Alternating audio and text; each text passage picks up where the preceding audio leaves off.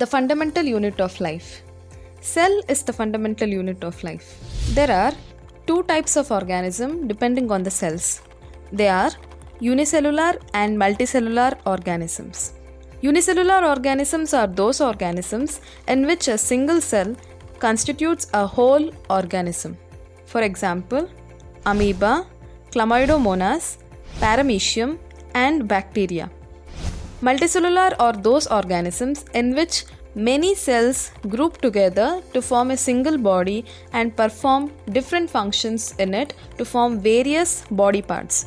For example, some fungi, plants, and animals. In humans, there are various cells such as blood cell, smooth muscle cell, fat cell, nerve cell, bone cell, sperm, and ovum.